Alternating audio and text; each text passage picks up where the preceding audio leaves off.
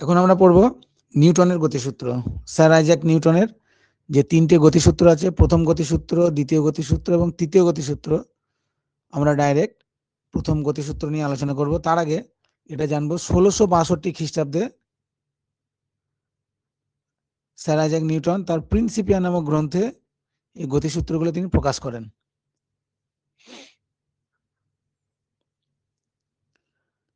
নিউটনের আগেও Archimedes, Galileo, hygiene, Kepler এই সমস্ত বিজ্ঞানীরা বিভিন্ন গতি সংক্রান্ত নানা পরীক্ষা নিরীক্ষা করে গতিসূত্র আবিষ্কারের চেষ্টা করেছিলেন। গতিসূত্র কি জিনিস, মানে কোনো চলমান বস্তু বা কোনো স্থির অবস্থায় থাকা বস্তু, তাদের উপর ক্রিয়া প্রতিক্রিয়া বা বল প্রয়োগ করলে কি হয়, এই সংক্রান্ত বিভিন্ন সূত্র। তা প্রথম গ্যালিলিও পরীক্ষা করে কি দেখান, যে উনি বলেন যে কোনো একটি বস্তুর গতি বজায় রাখার জন্য কোনো বলের প্রয়োজন হয় না। এটা তার পরীক্ষালব্ধ ফলাফল তিনি জানিয়েছিলেন যে তার গতি বজায় রাখার জন্য কোনো বলের প্রয়োজন হচ্ছে না। তিনি ওই গ্যালিলিওর ওই পালকের পরীক্ষা করেছিলেন, গিনীয় পালকের পরীক্ষা। আগে তোমরা দেখেছো শুনেছো কিনা জানি না, একটা বায়ু শূন্য স্থানে গিনীয় পালককে ওপর থেকে ছেড়ে দেওয়া হলো, একসঙ্গে তারা মাটিতে পড়বে। এই ধরনের বিভিন্ন নানা রকমের পরীক্ষা তিনি করেছিলেন। তা গ্যালিলিও তিনি এইটা বললেন যে কারো গতি বজায় রাখার জন্য কোনো বলের প্রয়োজন হয় না। তার মনে হয়েছে সেই সময় তার যা যন্ত্রপাতি বা যা আবিষ্কার ছিল তার উপর ভিত্তি করে তিনি এই কথাটা বললেন। এখন গ্যালিলিও সবার আগে বলল, গ্যালিলিও বলার পরে নিউটন, একজন প্রখ্যাত বিজ্ঞানী ইংল্যান্ডের, তিনি বস্তুর গতি সম্পর্কিত তিনটি মূল্যবান সূত্র তিনি বিবৃত করেন। এই নিউটনের সূত্রের কাহিনী তোমরা সবাই জানো। তিনি একদিন বাগানে বসে ভাবছিলেন, আচ্ছা জুম করাতে কারো ওই মোবাইলের স্ক্রিনের ছবিটা কি অসুবিধা হচ্ছে না তো দেখতে, জুম করলে? না স্যার। ওকে, কারো অসুবিধা হলে আমাকে জানাবে যে কোনো রকমের। তা তিনি যখন বাগানে বসেছিলেন তখন ওই একটা আপেলকে নিচে পড়তে দেখে তার মনে হলো যে এই আপেলটা নিচে না পড়ে আকাশের দিকেও তো উড়ে যেতে পারতো, তাহলে হঠাৎ করে নিচে কেন পড়ছে? তো বারংবার তখন তিনি প্রত্যেকটা বস্তু এইভাবে উপরে ছুঁড়ে এবং নিচে ফেলে ফেলে তিনি দেখতে লাগলেন যে তো বারবার নিচেই পড়ছে, তাহলে নিচে কি আছে যে কোনো বস্তু ওপরের দিকে না গিয়ে নিচে পড়ে। সেখান থেকে তিনি এই অভিকর্ষজ ত্বরণ বা অভিকর্ষ বলের ধারণাটা পেলেন, যে প্রত্যেকটা বস্তুকেই পৃথিবীর নিচের দিকে আকর্ষণ করে, দিয়ে অভিকর্ষ বলের ধারণা পেলেন। এবং অভিকর্ষ বল যেখানে কাজ করছে, তাহলে বল মানে হচ্ছে F equal to m into a. এই সূত্রটা জানা আছে সকলের? F equal to m into a. হ্যাঁ স্যার, ওই এফ ভর সমান ত্বরণ গণিত হ্যাঁ, ত্বরণ কি গণিত ওটা, ভর। এমটা এম ভর। হচ্ছে ভর, ভর। তাহলে অভিকর্ষ বল আমরা এভাবে প্রকাশ করতে পারি, ভর গণিত ত্বরণ। তাহলে এক্ষেত্রে পৃথিবীর নিচের দিকে একটা ত্বরণ কাজ করে, তখন এই ত্বরণটাকে নাম দিয়ে দিল অভিকর্ষজ ত্বরণ। এবং এটা তখন পাল্টে হয়ে গেল জি। পৃথিবীর ক্ষেত্রে এটা পাল্টে হয়ে গেল জি, দিয়ে এফ সমান হয়ে গেল F equal to m into g. এর বদলে এটা থাকলো না, এর বদলে হয়ে গেল g. G for gravitational acceleration, অভিকর্ষজ ত্বরণ। অর্থাৎ পৃথিবীর প্রত্যেকটা বস্তুকে তার নিচের দিকে আকর্ষণ করে, এবং আকর্ষণ করার ফলে তার মধ্যে যে ত্বরণের সৃষ্টি হয় তাকে বলছে অভিকর্ষজ ত্বরণ। যে কোনো ত্বরণকে বলা হয় এ, কিন্তু অভিকর্ষজ ত্বরণকে বলা হচ্ছে জি। এবার যাই হোক, এগুলো হচ্ছে আনুষঙ্গিক কাহিনী। তারপর আমরা ডাইরেক্ট সূত্রে চলে যাব, অসুবিধা কিছু নেই। নিউটনের প্রথম সূত্রের বিবৃতি। তোমরা কম বেশি সকলেই হয়তো নিউটনের সূত্রটা জানো, আশা করি আগে থেকে মুখস্থ আছে, খুব ভালোভাবেই জানো যে বাইরে থেকে যদি বল প্রয়োগ না করি তাহলে স্থির বস্তু চিরকাল স্থির থাকে। একটা কথা, তোমরা স্কুলে গিয়ে যে বেঞ্চগুলোতে বসো, সেই বেঞ্চগুলো যদি টানা হেঁচড়া না করা হয়, সেই বেঞ্চগুলোতে কালকেও গিয়ে দেখবে যে আজকে যেখানে বসেছিলে সেই বেঞ্চগুলো কালকে সেখানেই আছে। তার মানে স্কুলের বেঞ্চগুলো হলো স্থির বস্তু, চেয়ার টেবিল হলো স্থির বস্তু, তারা নিজেরা কখনো এদিক ওদিক যাওয়া আসা করতে পারে না। তাহলে স্থির বস্তু চিরকাল স্থির থাকবে, এটা হচ্ছে 1 নম্বর কথা। আর গতিশীল বস্তু চিরকাল কিভাবে গতিশীল থাকতে চায়? সমবেগে, মানে সে যে গতিশীল যেভাবে আছে তার বেগ সে কমাতে চায় না। এবং সরল রেখা বরাবর, এই শব্দ দুটো খুব ইম্পর্টেন্ট, চলতে থাকবে। সমবেগে কেন? কারণ যে গতিবেগে সে চলবে, একটা ফুটবলকে তুমি মাঠে বল মেরে মাঠের উপর দিয়ে তুমি পাঠালে, ও ঘাসের মধ্য দিয়ে গড়াতে গড়াতে গড়াতে গড়াতে যাচ্ছে, কিছুক্ষণ পর ফুটবলটা এক জায়গায় থেমে গেল, কিন্তু তার থেমে যাওয়ার কথা ছিল না। ফুটবলটা সমবেগে চিরকাল চলতে থাকার কথা ছিল এবং সরল রেখা বরাবর সোজা চলতে থাকার কথা ছিল। তাহলে ওকে আটকাচ্ছে কে?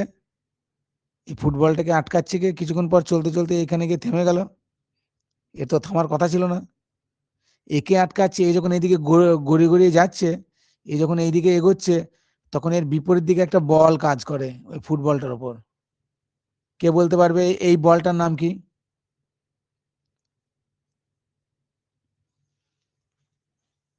কোনটা স্যার, একবার বলুন ওটা।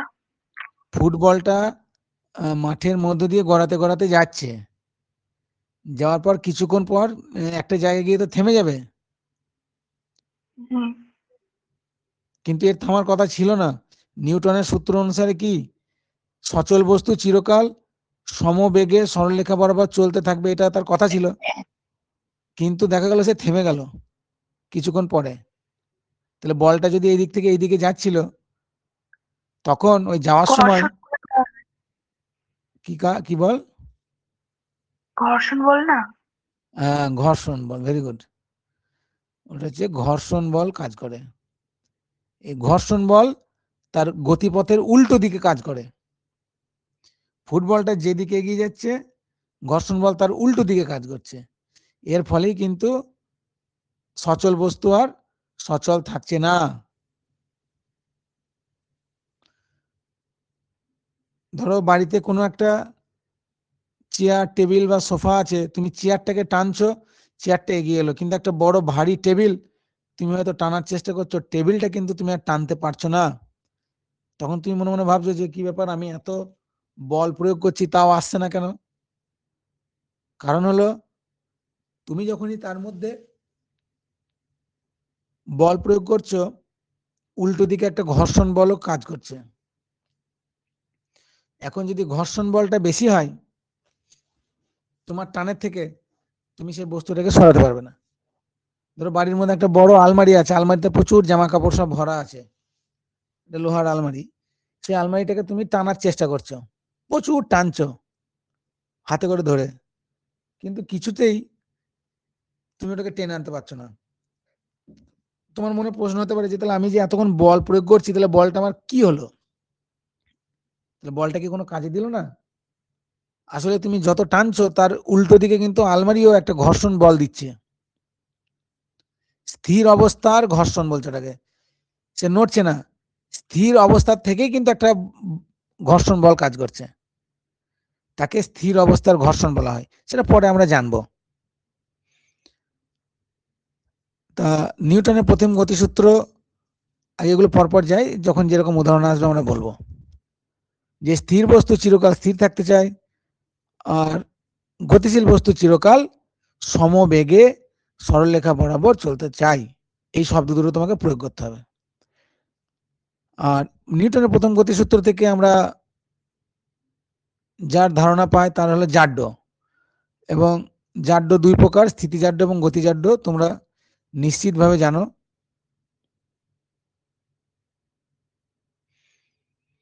একটাকে বলা হয় স্থিতিজাড্য, আর একটাকে বলা হয় গতিজাড্য। এখন এই যে নিউটনের সূত্র, এই নিউটনের সূত্র থেকে আমরা বলের সংজ্ঞা নির্ণয় করব। What is force? প্রথম গতিসূত্র। আর জাড্য সম্পর্কেও ধারণা পাওয়া যায়। এখন বলো নিউটনের প্রথম গতিসূত্র থেকে কারো কোনো প্রশ্ন আছে কিনা? এনিওয়ান? সুদীপ্ত, কোনো প্রশ্ন আছে কিনা বল, নিউটনের প্রথম গতিসূত্র থেকে?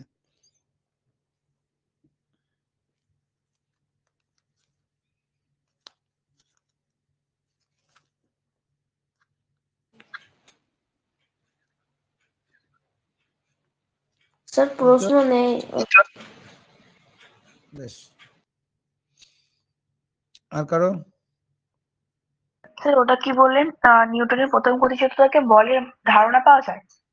সংজ্ঞা, ডেফিনেশন। ও সংজ্ঞা।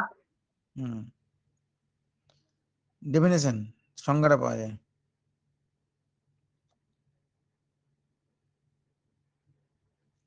এবার আমরা নিউটনের গতিসূত্র নিয়ে আলোচনা করব, সরি বলের সংজ্ঞা নিয়ে। বল কি, হোয়াট ইজ ফোর্স? দেখো, নিউটনের প্রথম গতিসূত্র থেকে আমরা বলের ধারণা পাই।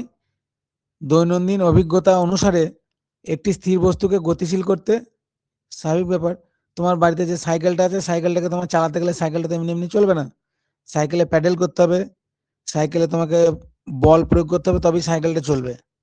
তাহলে স্থির বস্তুকে গতিশীল করতে অথবা একটা গতিশীল বস্তুকে থামাতে দৈহিক প্রচেষ্টার প্রয়োজন। একটা ফুটবল গড়িয়ে চলে আসছে তোমার দিকে, তুমি পায়ে করে ওটাকে টাচ করলে, পা দিয়ে ওটা দাঁড়ালে, সঙ্গে সঙ্গে বলটা থেমে গেল। তুমি যদি পায়ে করে ওটাকে না দাঁড় করাতে, তাহলে বলটা কিন্তু গড়াতে গড়াতে চলে যেত। তাহলে বল কি করে? স্থির বস্তুকে গতিশীল করে এবং গতিশীল বস্তুকে স্থির করতে সাহায্য করে। এটাই হচ্ছে বল। তাহলে যার সাহায্যে স্থির বস্তু গতিশীল হয় এবং গতিশীল বস্তু স্থির হয়, তাকেই বলছে বল। আর বলের এই ধারণা এই বিষয়ের উপর ভিত্তি করেই প্রতিষ্ঠিত। যেমন একটি টেবিলের ড্রয়ারকে টানলে ড্রয়ারটি প্রযুক্ত টান বলের দিকেই অগ্রসর হয়। স্বাভাবিক ব্যাপার, টেবিলের মধ্যে একটা ড্রয়ার আছে, সেই ড্রয়ারটা তুমি যেদিকে টানছো তোমার দিকেই ড্রয়ারটা সেদিকে খুলছে, ওইদিকে টেনেছে বলেই ওইদিকে প্রযুক্ত হচ্ছে, যেদিকে টানা হয় সেদিকেই কাজ করে। মেঝের ওপর দিয়ে গড়িয়ে চলা কোনো বস্তুকে তার গতির বিরুদ্ধে ঠেললে বস্তুটি ধীরে ধীরে থেমে যায়। ওই যে বলটার কথা বললাম, যে একটা বলকে মেঝেতে গড়িয়ে দিলে, তাকে আটকালে, তাহলে এই বলটা তার গতির বিরুদ্ধে কাজ করছে, এরকম। বেশ, এখানে একটা ছোট্ট একটা অংশ দিয়েছে তোমাদের জানার জন্য, তাও বলে দিচ্ছি যে ক্লাসিক্যাল মেকানিক্স কাকে বলে। যে বলছে যে কোনো বড় বড় বস্তুর গতি আলোচনা করা হয়, ক্লাসিক্যাল মেকানিক্স। বাংলায় সনাতন বলবিদ্যা, বাংলার কথা বাদ দাও, ইংরেজিটা টার্মটা জানতে হবে, ক্লাসিক্যাল মেকানিক্স। এগুলো হচ্ছে মেকানিক্সের অংশ। ফিজিক্সে যখন বড় হয়ে 11-12-এ আসবে, তখন এই যে চ্যাপ্টারগুলো, এই চ্যাপ্টারটা ফিজিক্সের অন্তর্গত। ফিজিক্সের কোন চ্যাপ্টারের? এটা বলছে মেকানিক্স চ্যাপ্টার, বলবিদ্যা, তাকে বলে মেকানিক্স। এটা জাস্ট একটা নোট, অন্য বিশেষ কোনো কাজে লাগবে না, জাস্ট এটুকু জানার জন্য যে এটা হচ্ছে মেকানিক্স বলা হয়। আমরা এখন যে অংশটা পড়ছি একে ফিজিক্সের ভাষায় বলা হয় মেকানিক্স। বিজ্ঞানের দুটো অংশ, একটা হচ্ছে পদার্থবিদ্যা আর একটা হচ্ছে রসায়নবিদ্যা। আমি যেমন হলাম রসায়নবিদ্যার ছাত্র, পদার্থবিদ্যা উচ্চ মাধ্যমিক এবং কলেজ লেভেল পর্যন্ত পড়েছি, আর এগুলো আলাদা করে থাকে, এটাতে স্পেশালাইজেশন আছে। ভবিষ্যতে কেউ যখন কোনো বিষয় নিয়ে পড়াশোনা করবে দেখতে পাবা কোনো একটা নির্দিষ্ট বিষয় পড়লেও অন্য কিছু পড়তে হয়। আমার যেমন, আমি আমারটা বলছি তাহলে বুঝতে সুবিধা হবে। যেমন এইটাতে ছিল আমাদের অনার্স, মানে এটা স্পেশাল ভাবে পড়তে হয়, আর তার সঙ্গে পদার্থ থাকবে আর অঙ্ক থাকবে। এর হচ্ছে পিওর সায়েন্স। এই তিনটে নিয়ে পড়াশোনা করাকে বলা হয় পিওর সায়েন্স। তিনটি দেখো বিজ্ঞানের বিষয়, ওই জন্য যারা এই তিনটে বিষয় নিয়ে পড়ে তাদেরকে বলা হয় পিওর সায়েন্সের ছাত্র। এটা কলেজ লেভেলে। স্কুল লেভেলে সমস্ত বিষয়ে পড়াশোনা করতে হয়। তাহলে ধরো কারো মন হলো কারো পদার্থবিদ্যা ভালো লাগে, সে এটা নিয়ে পড়বে, বাকি যে কোনো বিষয় রাখতে পারে। কেউ অঙ্ক নিল না, কেউ হয়তো জীববিদ্যা নিল, সেটাও হতে পারে, মানে বায়োলজি নিয়ে নিল। এই তিনটে বিষয় নিয়ে সে কলেজে পড়াশোনা করবে।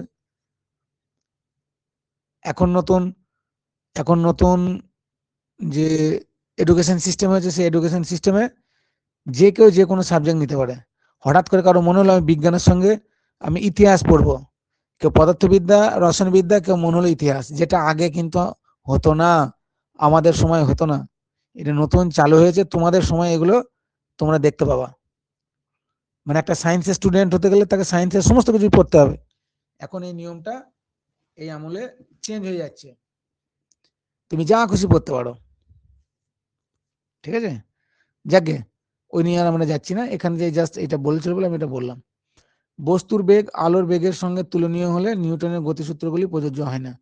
এই একটা নোট করে রাখতে হবে যে নিউটনের গতিসূত্রগুলি কখন প্রযোজ্য হয় না, যখন বস্তুর বেগ আলোর গতিবেগের সঙ্গে তুলনীয় হলে। মানে এখানে ওই আইনস্টাইনের এই সূত্রটা E=mc², যে কোনো একটা বস্তু যদি আলোর গতিবেগে চলতে থাকে তাহলে তার ভর হ্রাস পেয়ে যাবে, এটা আইনস্টাইন বলেছিলেন।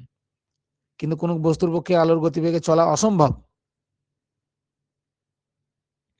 এগুলো হয়তো তোমাদের একটু বুঝতে অসুবিধা হচ্ছে, এত বোঝার দরকার নেই, এগুলো এক্সট্রা রেফারেন্স হিসেবে দিয়েছে, এই যে জেনে রাখো বলেছে ওই জন্য আমি তোমাদের জানিয়ে রাখলাম। যদি একটা প্রশ্ন দেয় যে নিউটনের গতিসূত্রগুলি কখন প্রযোজ্য হয় না, তখন তোমাদের বলতে হবে যখন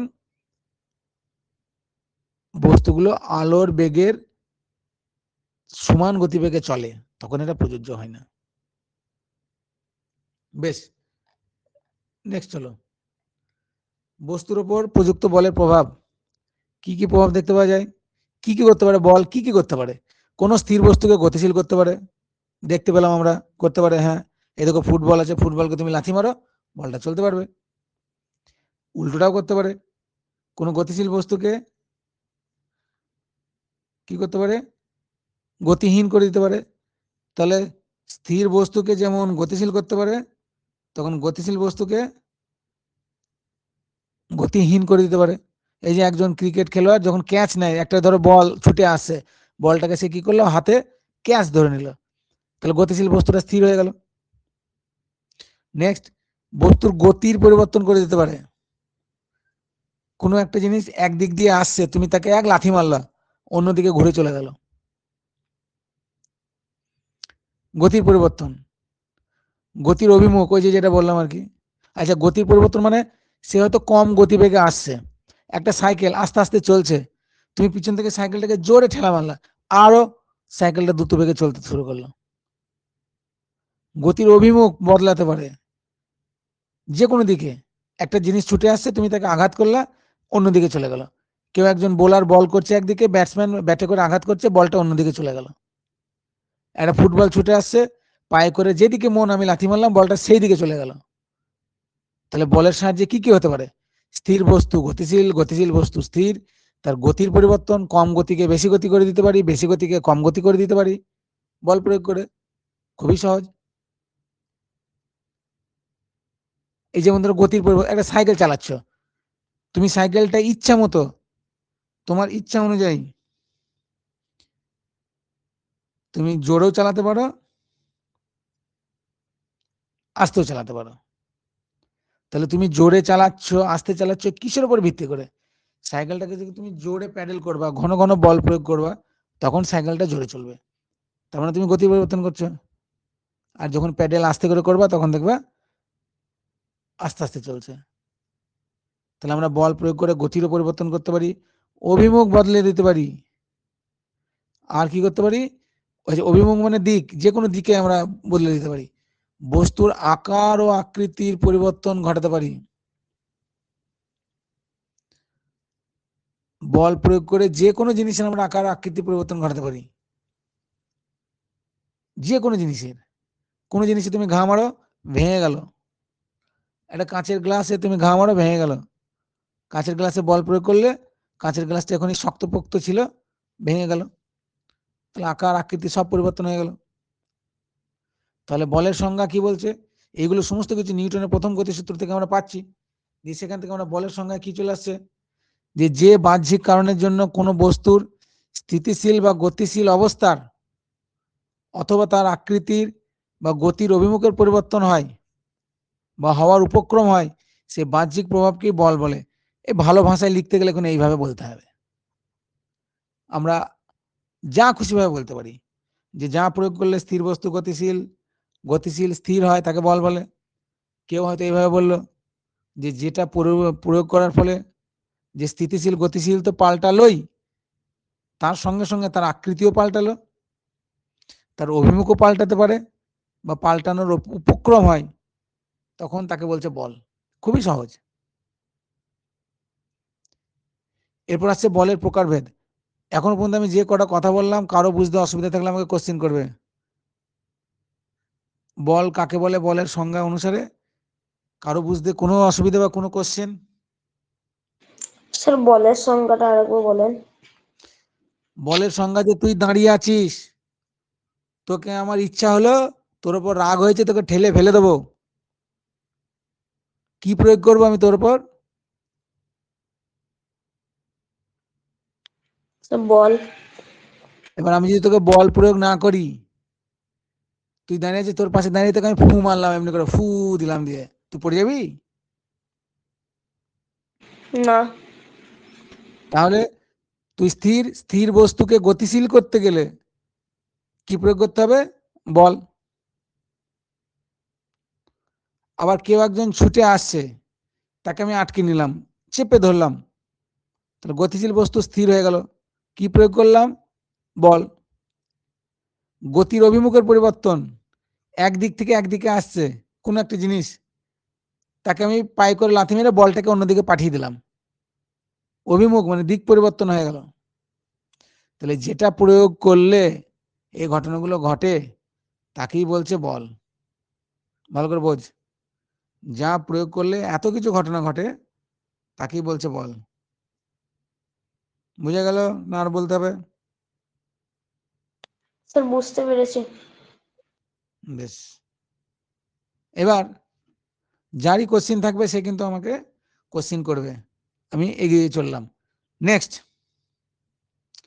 বলকে আমরা দুভাবে ভাগ করতে পারি। একটাকে বলছে প্রতিমিত বল, ইংরেজিতে যার নাম ব্যালেন্স ফোর্স। একটাকে বলছে unbalance force or effective force, কার্যকর বল। বল প্রয়োগ করলাম, কাজ হলো তবেই তো। তুমি সারাদিন ধরে খেয়ে দিয়ে বাড়িতে একটা দেওয়াল আছে, সেই দেওয়ালটাকে হাতে করে ঠেলে ঠেলে ঠেলে ফেলার চেষ্টা করছো, কিন্তু দেওয়ালটা আর পড়ছে না। তখন তুমি মনে মনে ভাবছো আমি সারাদিন ধরে যে এত বল প্রয়োগ করলাম, এত পরিশ্রম করলাম, ওই দেওয়ালটা তো পড়লো না। তাহলে এই বলটাকে আমরা কি বল বলবো? এটাকে বলবো কার্যহীন বল। এই বলও একটা আছে, প্রতিমিত অপ্রতিমিত তো আছেই, তার সঙ্গে একটা কার্যহীন বল, মানে বল প্রয়োগ করলাম অথচ আমার কোনো কাজ হলো না, তাকে কার্যহীন বল বলে। ওটা আমরা পরে পড়ছি, আগে প্রতিমিত বল অপ্রতিমিত বলি, তারপর এটা আসবো। প্রতিমিত বলে কি বলতে দেখো, কোনো বস্তুর ওপর যখন আমি একাধিক বল প্রয়োগ করছি এবং তাদের লব্ধি যদি শূন্য হয়ে যায়, তখন তাকে বলছে প্রতিমিত। উদাহরণ দিই, ধরো একটা দড়ি আছে, দড়ি টানাটানি খেলা হচ্ছে,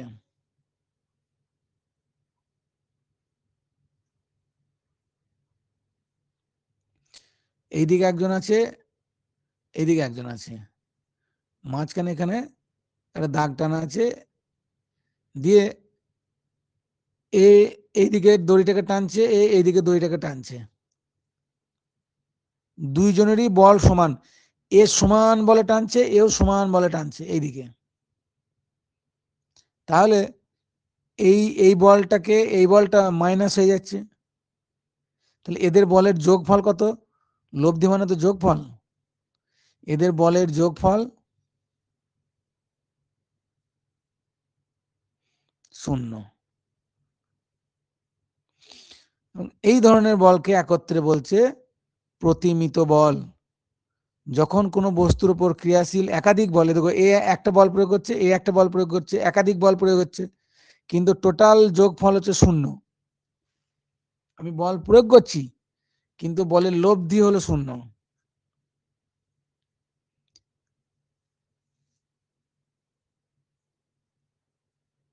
এটা একটা উদাহরণ হতে পারে। এইখানে একটা দেখো,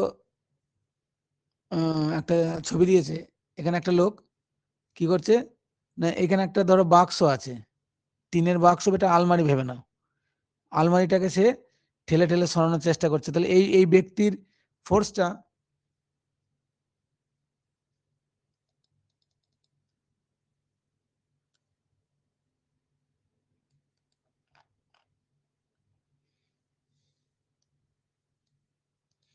ছবিটা সবাই দেখতে পাচ্ছ?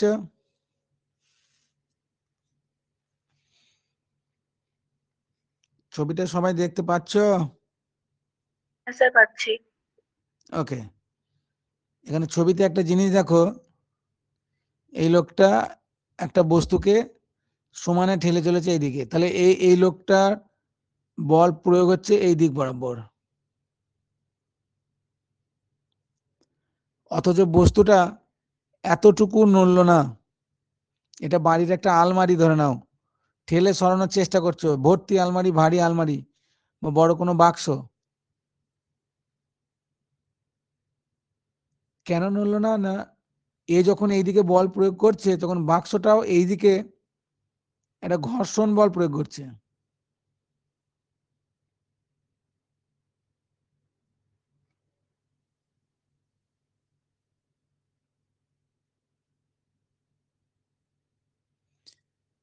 তাহলে এই যে ঘর্ষণ বল, এর দ্বারা প্রযুক্ত বলকে কি করছে?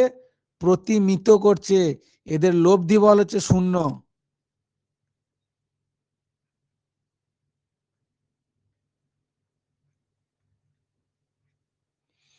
এখানে দুটো বল দুই দিকে ক্রিয়া করছে, একে অপরকে প্রতিহিত করছে, সেই জন্য প্রতিমিত বল বলে এটাকে।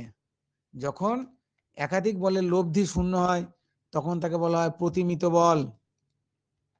এটা আমাদের মনে রাখতে হবে সংজ্ঞা অনুসারে। তাহলে আমরা কি দেখতে পাচ্ছি?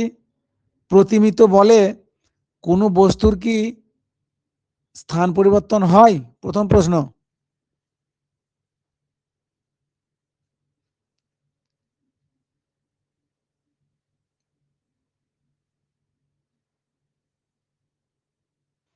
স্যার না, হয় না।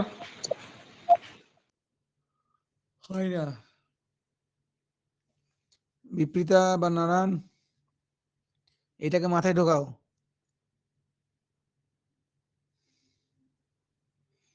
কোন বস্তুর উপর বল প্রতিমিত বল প্রয়োগ করলে তার কি স্থান পরিবর্তন হবে?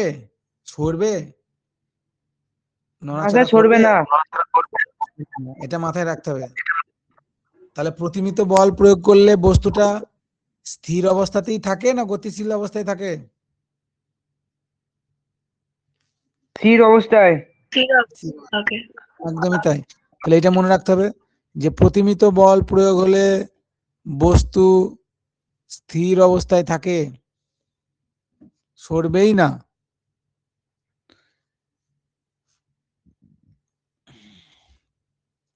আর একটা কি বলছে, এটা তো স্থির বস্তুর ক্ষেত্রে, স্থির বস্তুর উপরে এটা হলো। এবার যদি গতিশীল বস্তুর উপর প্রতিমিত বল হয় তাহলে তার সে বুঝতেই পারবে না। এই উদাহরণটা আমরা পরে কিভাবে দিতে পারি? গতিশীল বস্তুর উপর, আচ্ছা এই উদাহরণটা আমরা একটু ডিও রাখছি, এই মুহূর্তে মাথায় আসছে না। সমগতি বজায় রেখে চলবে। দুটো সিচুয়েশন, এক স্থির বস্তুর উপর আর একটা হচ্ছে গতিশীল বস্তুর উপর। এটা আমাকে এখন মনে করতে হবে। স্থির বস্তুর উপর প্রতিমিত বল প্রয়োগ হলে বস্তু স্থিরই থাকে, কিচ্ছু হবে না। কিন্তু গতিশীল বস্তুর উপর যখন প্রতিমিত বল প্রয়োগ হয় তখন সে সমগতি বজায় রেখে চলে। এটা মনে রাখতে হবে। দ্বিতীয়টা বেশি ইম্পর্টেন্ট, ওটা আসছি পরে। আমি পড়াটা একটু এগিয়ে নিই। তাহলে এখানে কি দেখা গেল যে প্রতিমিত বলের উদাহরণ হিসেবে তুমি এটা দিতে পারো যে এইভাবে, যে বাক্সটিকে ঠেলা হলো এবং তল ও অমসৃণ তলের সংযোগে বিপরীত দিকে ঘর্ষণ বল কাজ করছে, তখন এই বল দুটিকে প্রতিমিত বল বলা হয়। এইটাকে এবং এইটাকে দুটোকে একসঙ্গে, একটা ঘর্ষণ বল আর একটা হচ্ছে তোমার প্রদানকারী বল বা ঠেলা বল বলতে পারি। ঠেলছে ওই জন্য ঠেলা বল। এখন এই ছবিটা দেখো, হঠাৎ করে আমি যে বলটা প্রয়োগ করছি সে বলটা এফেক্টিভ হয়ে গেল, কার্যকর হয়ে গেল। কিভাবে? একজনের জায়গায় দুজন এসে বল প্রয়োগ করলো, তোকে বলটা ডবল হয়ে গেল, তাহলে বলটা একটু বেড়ে গেল। যে বলটা বেড়ে গেল, এই ঘর্ষণ বলের থেকে বলটা বেশি হয়ে গেল, আর সঙ্গে সঙ্গে তখন বাক্সটা একটু এদিকে সরতে শুরু করলো। মানে যখনই বলের দ্বারা কোনো কাজ হবে তখন তাকে বলছে কার্যকারী। আনব্যালেন্সড, তাহলে এখানে ব্যালেন্স থাকলো না। এক্ষেত্রে কি ব্যালেন্স ফোর্স কেন বলছে? প্রতিমিত বলকে ব্যালেন্স ফোর্স কেন বলছে? দুই দিকেই দেখো ব্যালেন্স হয়ে আছে, এইদিকে ঠেলছে, ঠেলার সঙ্গে এই ঘর্ষণটা ব্যালেন্স হয়ে আছে। উপরে উদাহরণ দেখো, দড়ি টানাটানি খেলায় এইদিকে এ টানছে যে বলে, এ যদি 10 এইদিকে হয় +10 হয়, তো এইদিকে হচ্ছে -10, ব্যালেন্স হয়ে আছে, দড়িটা কোথাও যাবে না, এইখানেই থাকবে। এই জন্য প্রতিমিত বলকে বলা হয় ব্যালেন্সড ফোর্স, একে অপরকে ব্যালেন্স করে দেয়। কিন্তু অপ্রতিমিত বলকে বলা হয় আনব্যালেন্স ফোর্স। কেন না? অপ্রতিমিত বলে ব্যালেন্স থাকবে না।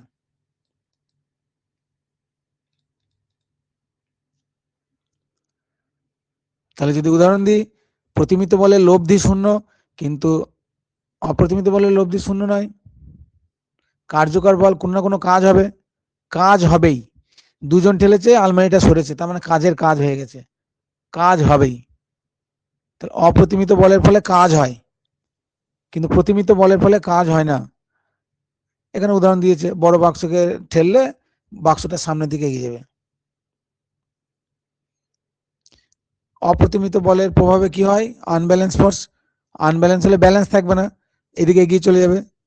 যে লব্ধি বলের অভিমুখে চলতে থাকে, যেদিকে ঠেলবে সে সেই দিকে চলতে থাকবে। বাক্সটাকে এইদিকে ঠেলছে, বাক্সটা এইদিকেই চলতে থাকবে। আর গতিশীল বলের ক্ষেত্রে বল প্রয়োগ করলাম, হয় ত্বরান্বিত হবে বা মন্দীভূত হবে।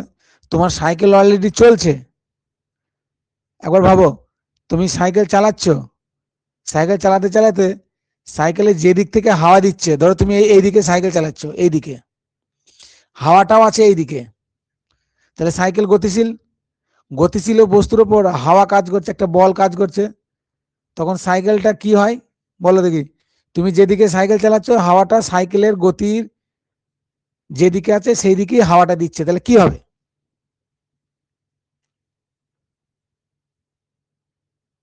সাইকেলটাকে মানে এগিয়ে যেতে বাধা দেবে। বাধা দেবে না, সাইকেলটা তাড়াতাড়ি যাবে। যেদিকে সাইকেল চলছে, ভালো করে বোঝো, হাওয়াটা তোমার সাইকেলের সামনের দিকে, তুমি যেদিকে যাচ্ছ হাওয়াটা সেই দিকেই আছে। মানে ও সামনে একসঙ্গেই যাচ্ছে, মানে হাওড় এরকম বোঝাতে চাইছেন? হ্যাঁ, তাহলে তো আরো এগিয়ে যাবে সাইকেলটা। আরো এগিয়ে যাবে। তাহলে সাইকেল গতিশীল না স্থির? গতিশীল। তাহলে গতিশীল অবস্থায় কি কাজ করছে? বল কাজ করছে।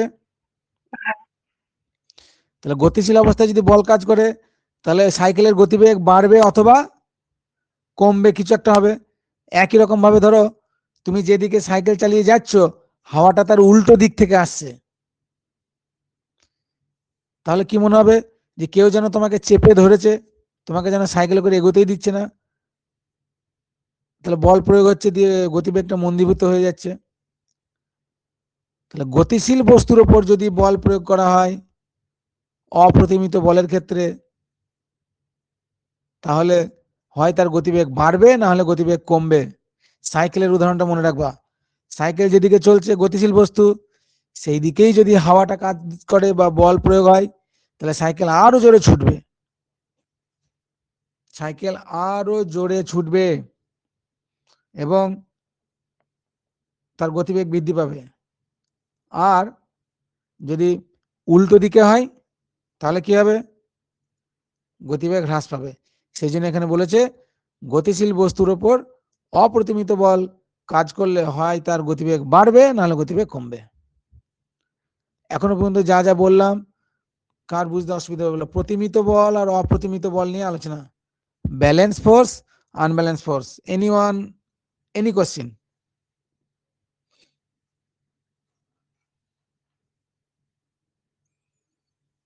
বলো, কার কি কোশ্চেন?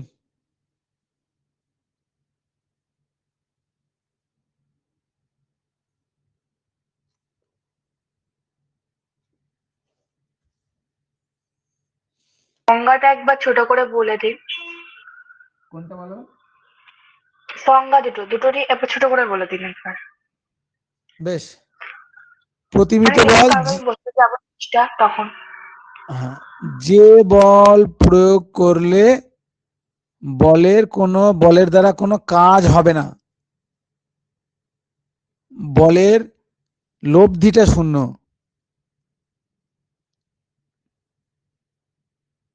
তাকে বলা হয় প্রতিমিত বল বা ব্যালেন্স ফোর্স। আর যে বল প্রয়োগ করলে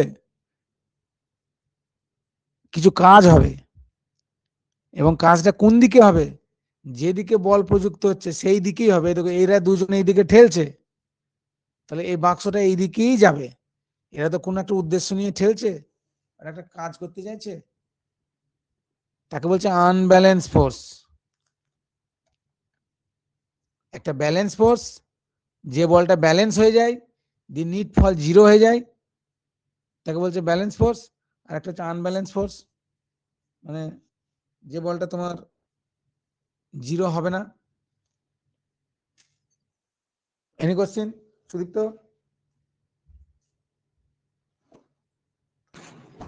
না, এখানে প্রশ্ন নেই।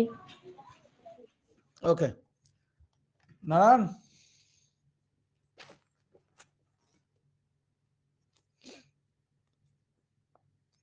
করে স্যার এখানে প্রশ্ন নেই। আচ্ছা বেশ। নেক্সট,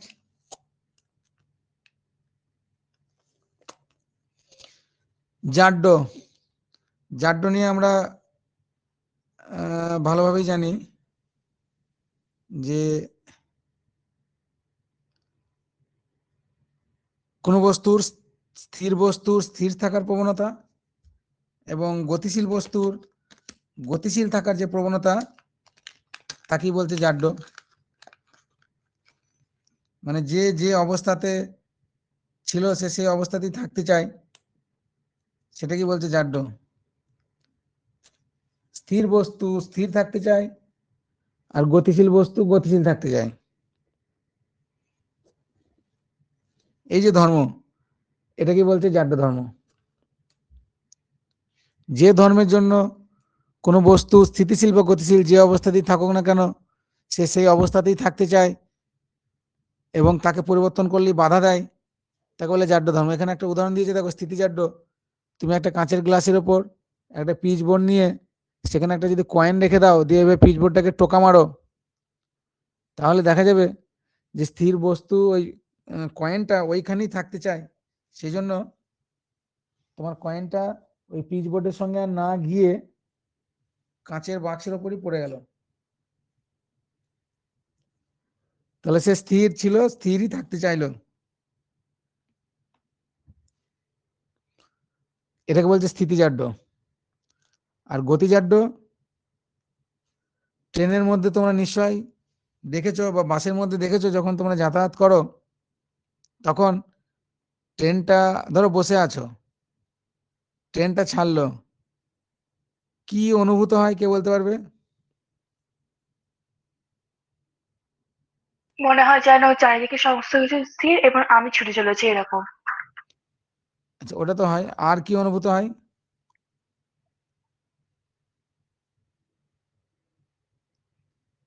আর কি অনুভূত হয় বলতে মানে ওখানে বসে এরকম ট্রেনের ভিতর। হ্যাঁ, ট্রেনের ভিতর তুমি বসে আছো, স্থির, ট্রেনও স্থির, তুমিও স্থির, দিয়ে ট্রেনটা হঠাৎ চলতে শুরু করলো, কি হবে প্রথমেই, কি হবে?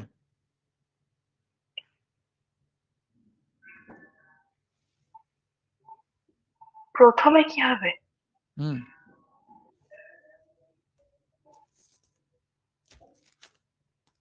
মানে ট্রেনে বসে আমিও চলছি এরকম। যখনই ট্রেনটা চলতে শুরু করবে না, তখনই দেখবা তোমার পিছন দিকে তুমি সিটে একবার ধাক্কা খাবা।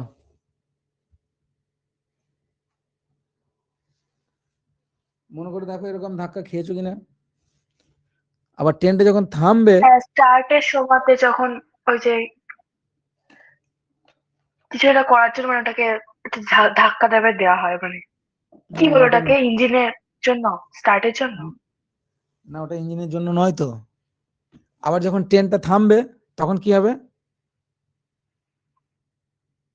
এটা এটা বাস্তব অভিজ্ঞতা থেকে বলতে হবে।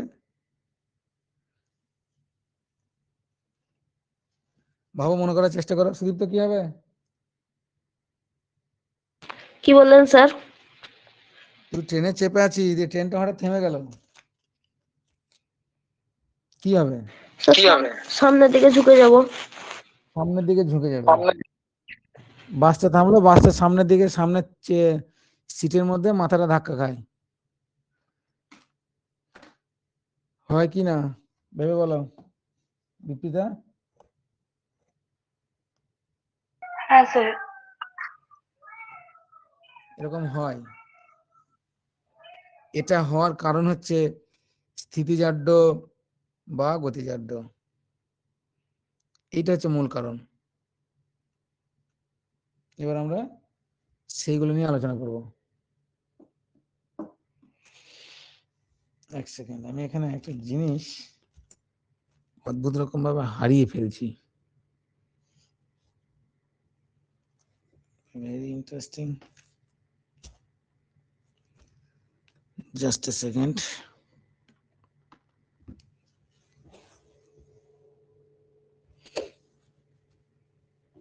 ওকে, তো এখানে দেখো, এই যে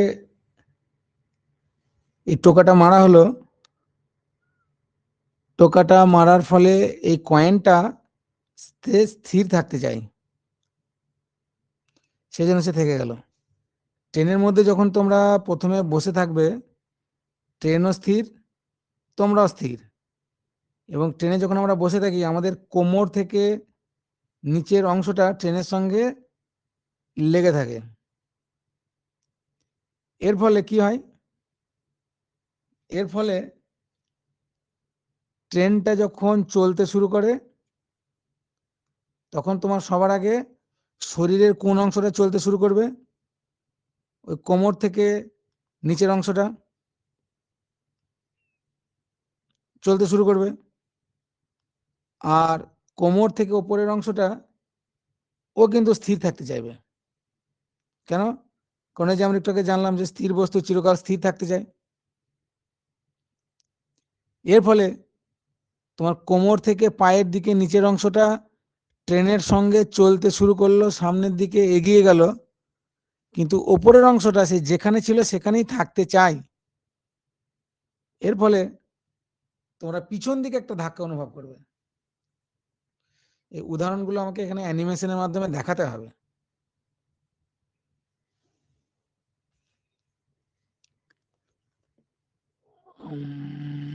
আচ্ছা, ওই অ্যানিমেশনটা আমি পরে দেখাবো, আজকে আর দেখাবো না। নেক্সট আমি নোট ডাউন করে রাখছি।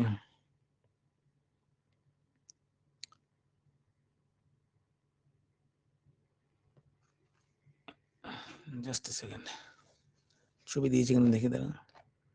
এখানে কোনো ছবি দেয়নি ওরা, এটাকে অ্যানিমেশনের মাধ্যমে বোঝায়। চলো,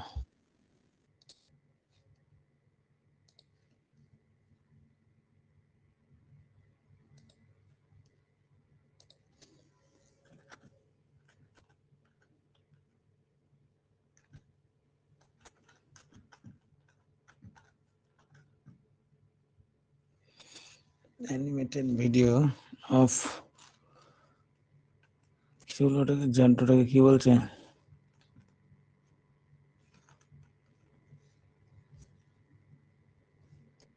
এরা তো জাদু নিয়ে চলে এলো। যন্ত্রটাকে ইংরেজিতে inertia, inertia of rest and inertia motion. Okay,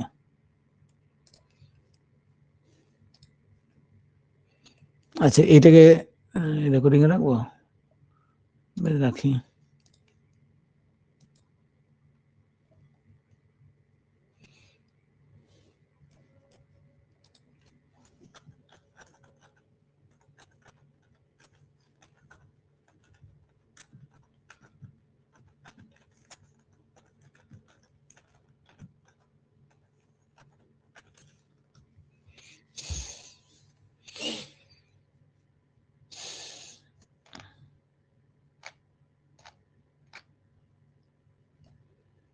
আচ্ছা এইটাকে দেখানো হোক।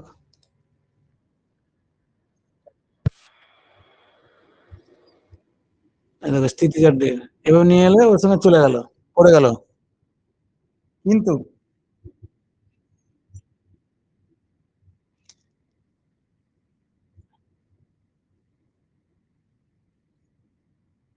জোরে টানলো, কয়েনটা নিচে পড়ে গেল। এর কারণটা কি?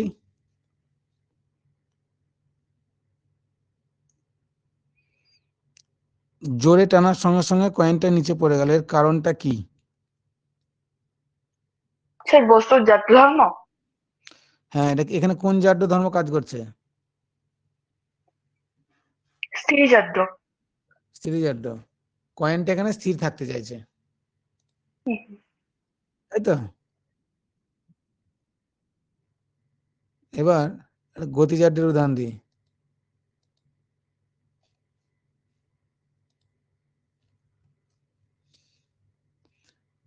ট্রেনেরটা কোথায় আছে আগে দেখি। Animated video minutes motion in train করে দিই।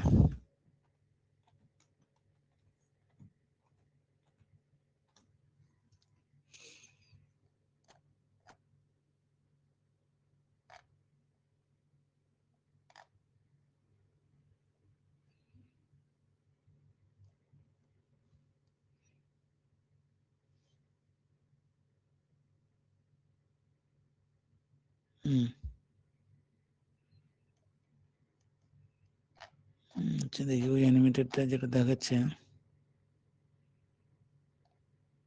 Law of inertia.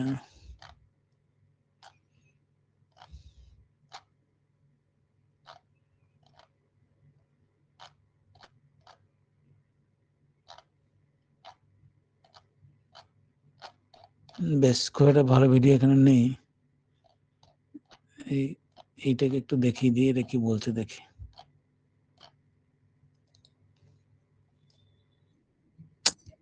এই সব বাজে বাজে জিনিস চলে আসছে।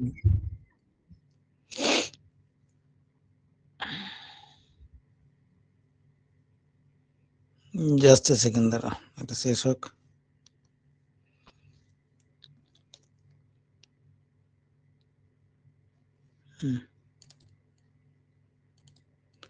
এখানে দেখো গাড়িটা চলছে, এখানে একটা মেয়ে ধরো বসে আছে পিছনের সিটে, গাড়িটা চলছে, তাহলে গাড়িটা এখন কি আছে? গতিশীল। এটাতে ধরা যাক এই সিট বেল্টে চাকা লাগানো আছে বা কিছু, বা সিট বেল্টটা হয়তো মুভমেন্ট করতে পারবে।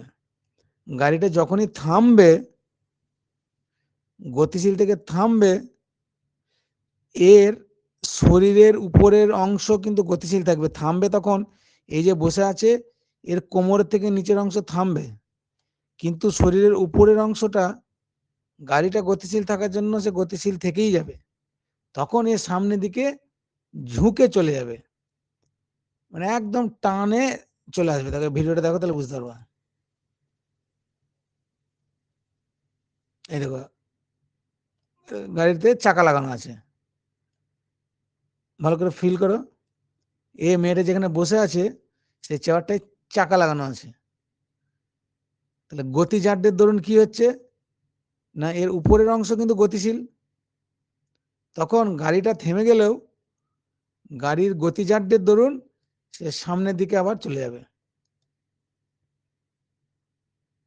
কে বুঝতে পারলো না বলো? ট্রেনের ক্ষেত্রেও তাই হয়।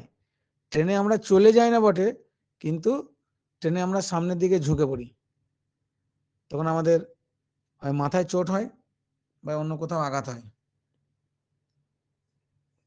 এটা হচ্ছে কারণ। তো এ হলো জাড্য। তাহলে জাড্য হলো এমন একটা ধর্ম যেটা স্থির বস্তু স্থির থাকতে চায়, আর গতিশীল গতিশীল হলে গতিশীল থাকতে চায়। তাহলে স্থিতি জাড্য কাকে বলে?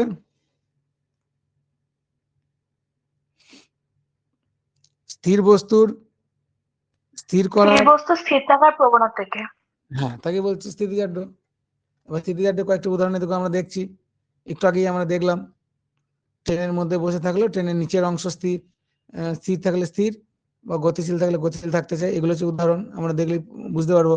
আবার লাঠি দিয়ে ওই ঘা মেরে মেরে তোমার ওই ধুলো ঝাড়া, কোনো বস্তু থেকে ধুলো কিভাবে ঝাড়া হয়, জামা প্যান্টে ধুলো লেগেছে আমরা কি করি, ওটাকে একবার ঝাড়ি, ঝাড়লে ধুলোটা ওখান থেকে ঝরে পড়বে, কি জন্য, ধুলোটা জামার গায়ে লেগে আছে, স্থির, সে স্থির থাকতে চায়, কিন্তু আমি জামাটাকে গতিশীল করে দিলাম, জামাটাকে গতিশীল করে দিলাম, কিন্তু জামার মধ্যে থাকা ধুলোটা স্থির থাকতে চাই, তখন সে টুক করে ওখানে পড়ে যায় ঝরে। এই জন্য কম্বলকে লাঠি দিয়ে আঘাত করলে কম্বল গতিশীল হয়, কিন্তু ওর ফাঁকে ফাঁকে লেগে থাকা ধূলিকণাগুলো আগে স্থির অবস্থায় ছিল, সেই জন্য স্থিতিজারদের জন্য সে স্থির অবস্থায় থাকতে চেষ্টা করে, এর ফলে ধূলিকণাগুলি কম্বল থেকে আলাদা হয়ে ঝরে পড়ে। বুঝে গেল কম্বলে লাঠি মেরে কম্বলের ধুলো ঝাড়া হয় কেন? ব্যাখ্যা করো, কেউ একজন ব্যাখ্যা করো, কে বলবে? এক্সপ্লেন।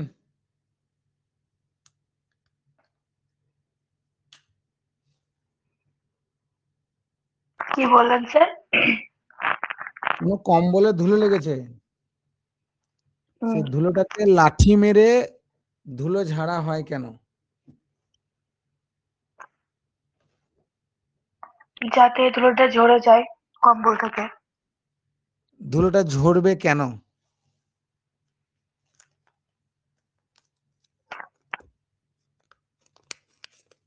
এটা যে প্রশ্ন, ধুলোটা ঝরবে কেন?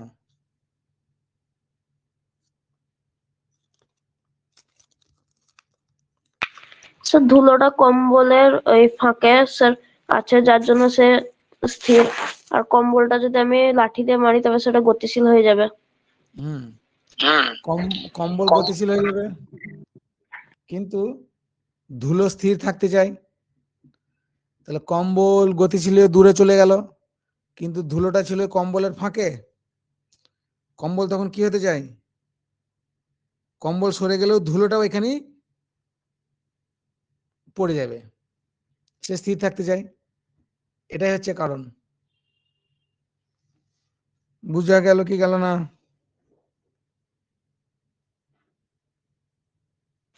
স্যার বুঝতে পেরেছি। কিরে নারায়ণ,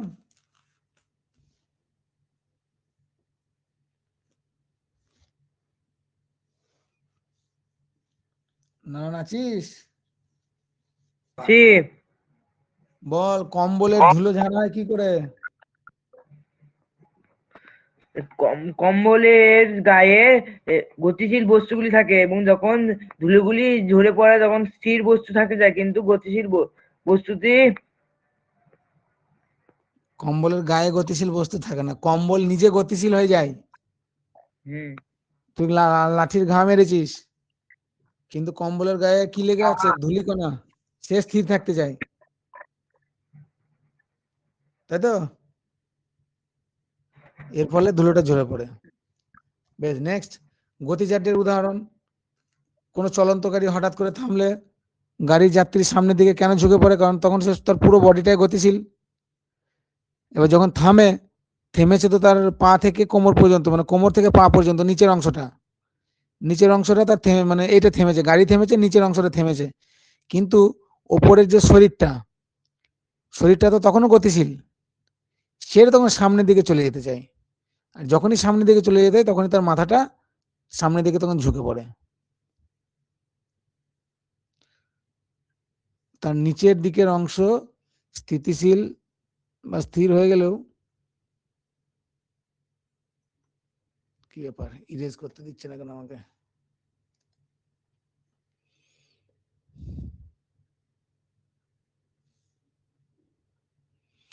তখন এইভাবে সামনের দিকে ঝুঁকে পড়ে উপরের অংশটা, এটা হচ্ছে গতিজাড্যের উদাহরণ। দেহের উপরের অংশ সামনের দিকে এগিয়ে যেতে চায়, ফলে যাত্রী সামনের দিকে ঝুঁকে বা হেমড়ে পড়ে যায়, কেন, এ প্রশ্ন আসে মাঝে মাঝে। তারপরে দেখো, তুমি ফ্যানের সুইচ অফ করে দিলে, ফ্যানের সুইচ অফ করে দেওয়ার সঙ্গে সঙ্গে কি তোমার ফ্যান অফ হয়ে যায়?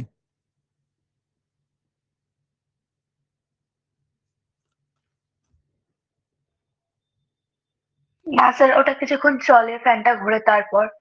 কেন চলে? কনসোলটা কেন চলে? গতি ছিল ওর একটা। হুম, ওর মধ্যে একটা গতি জাড্য ছিল, সে গতিশীল হতে চাইছে, গতিশীল ছিল, সেই কারণে সে গতি জাড্যের দরুন তখনও সে ঘুরতেই থাকবে। একটা ঘূর্ণায়মান ফ্যানের ব্লেড। আবার লং জাম্পের সময় প্রতিযোগিতা দাঁড়িয়ে দাঁড়িয়ে যদি কেউ একজন লাফ মারলো আর একজন ছুটে এসে লাফ মারছে, কে বেশি লাফাবে? ছুটে এসে যে লাফ মারছে। কেন? কারণ ছুটে আসার ফলে তার মধ্যে একটা গতিজাড্যের সৃষ্টি হয়, তখন সে প্রতিযোগীকে বেশি দূরে লাফাতে সাহায্য করে। এটাও একটা গতিজাড্যের উদাহরণ।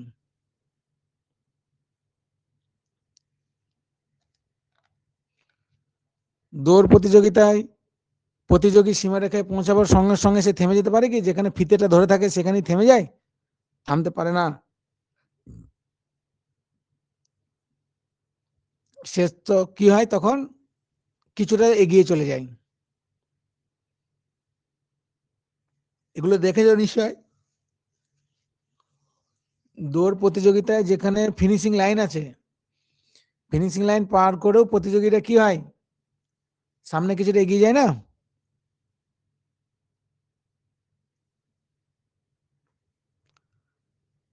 সেটা গতিজাড্যের জন্য।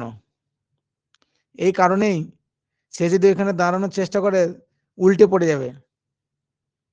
চলন্ত ট্রেন থেকে নামতে গেলে উল্টে পড়ে যায় কেন মানুষ, এটাকে বলো, কে বলতে পারবে? চলন্ত ট্রেন থেকে নামতে গেলে উল্টে পড়ে যায় এবং ট্রেনে কাটা পড়ে যায়। কত মানুষের এরকম হয় তার ঠিক নেই। সিম্পল প্রশ্ন দিলাম, চলন্ত ট্রেন থেকে মানুষ নামতে গেলে উল্টে পড়ে যায় কেন? আর কারা চলন্ত ট্রেন থেকে নামলে সে উল্টে পড়বে না, এইটা জানতে হবে। কে পারবে উত্তর দিতে? বলবে। নারায়ণ বল, নিশ্চয়ই দেখেছিস চলন্ত ট্রেন থেকে কিভাবে নামে, বল।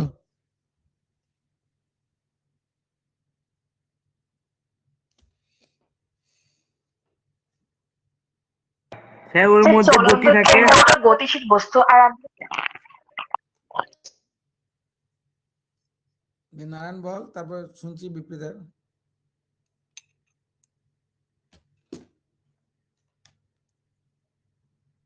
বল নারায়ণ বল।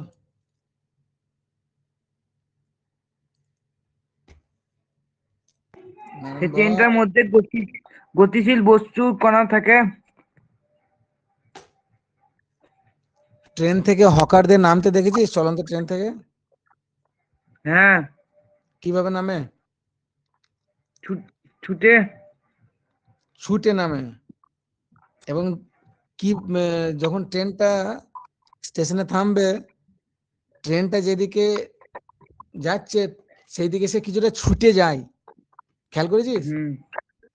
সে হ্যাঁ, হুট করে একবারে লাফিয়ে দাঁড়িয়ে যাওয়ার মতো দাঁড়াতে পারবে না। সে দাঁড়িয়ে যাওয়ার মতো দাঁড়াতে গেলেই উল্টে পড়ে যাবে সামনের দিকে। তাহলে কেন ছুটে যায় বলতো? কারণ সে তার শরীর ট্রেনে চলা অবস্থাতে কি হয়ে আছে? গতিশীল হয়ে আছে। গতিশীল। তাহলে যখন সে মাটিতে পা দেবে তখন তার নিজের শরীরটাকে কি করতে হবে? স্থির। স্থির করতে হবে। কিন্তু সেই মুহূর্তে দাঁড়িয়ে তার নিজের শরীরটাকে গতিশীল রাখতে হবে কিছুক্ষণের জন্য, তবেই সে নিজের বডির নিয়ন্ত্রণ রেখে সে দাঁড়াতে পারবে। আর যদি কেউ মনে করে আমি চলন্ত ট্রেন থেকে লাফ মারবো আর দাঁড়িয়ে যাব, উল্টে পড়ে তার হাত পা ভেঙে সে পুরো মারা যাবে একেবারে। কেন? কারণ সে তো গতিশীল অবস্থায় ট্রেন থেকে ঝাঁপ মারছে বা নামছে।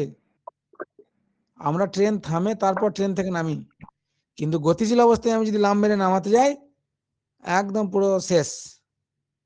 কারণ তুমিও গতিশীল, ট্রেনের মধ্যে থাকা অবস্থাতে তুমি নিজেও গতিশীল, সেই জন্য তুমি একবারে স্থির থাকতে পারবে না। তোমাকে যেটা করতে হবে, ধীরে ধীরে নিজেকেও গতিশীল করতে হবে, তারপরে তুমি ট্রেন থেকে নামতে পারবে। বোঝা গেল কি না?